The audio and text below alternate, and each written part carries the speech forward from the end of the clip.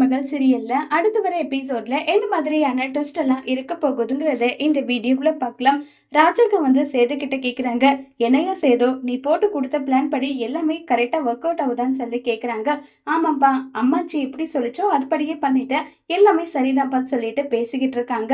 அந்த நேரம் பார்த்து நம்ம சேதுவுக்கு போன் வருது. போன் பண்றது யாருன்னு பாத்தீங்கன்னா அம்மாச்சி தான் போன் பண்றாங்க. அப்பதான் என்னாச்சு, ஏன் இவ்வளவு காலையில போன் பண்ணிருக்கேன்னு சொல்லி கேக்குறாங்க. ஐயா சேது, தமிழுக்கு ஸ்பெஷல் கிளாஸ் சொன்னா தமிழ்விய தான் காரை ஓட்டிட்டு போனா, வசந்தியும் கூட போனா, குழந்தை மீனாட்சியும் கூட்டிட்டு போனாங்க. திடீர்னு கார் ஏதோ ஆக்சிடென்ட் ஆயிடுச்சுன்னு சொல்லிட்டு போன் பண்றாங்க. என்னாச்சு ஏதாச்சுன்னு எதுவுமே தெரியலையா, நீ எது இருந்தாலும் போயிட்டு பாரியான்னு சொல்லிட்டு கேக்குறாங்க. இதை கேட்டதும் சேதுவுக்கு பயங்கர பதட்டம் ஆயிடுது. என்னாச்சு அப்பதான், எதுக்காக இப்படி சொல்றீங்க அப்பதான் சொல்லி கேக்குறாங்க.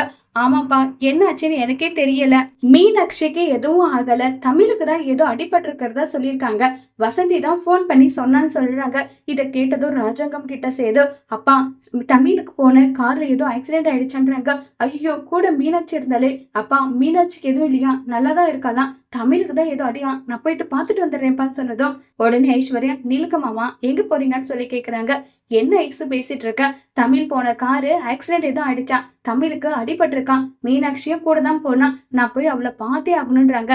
நீங்க போக கூடாது மாமா, இப்ப தமிழ் உங்களுடைய மனைவி கிடையாது, நான் தான் உங்க மனைவி, நீங்க தொட்டு தாலி கட்டின மனைவி, நீங்க வந்து நான் சொல் பேச்சு கேட்டு போனீங்க, நான் என்ன பண்ணிப்பேன்னு எனக்கே தெரியாதுன்னு சொல்லி இப்ப ஐஸ்வர்யா சேதுவை மிரட்டுறாங்க. உடனே ராஜாங்கத்துக்கு கோவம் வந்து, ஏன் ஐஸ்வர்யா, என்ன புத்தி இது ஏதாவது கெட்டு போச்சா, குழந்தைக்கு ஆக்சிடென்ட் ஆயிடுச்சு, போய் பார்க்க போறேன்னு சொல்ற பையன் கிட்ட இப்படி வந்து சொல்லிக்கிட்டு இருக்கேன்றாங்க. இங்க பாருங்க, இது எங்களுடைய லைஃப் மேட்டர், நாங்க எங்க லைஃபை பாத்துக்கிறோம், உங்க வேலையை நீங்க பாருங்க.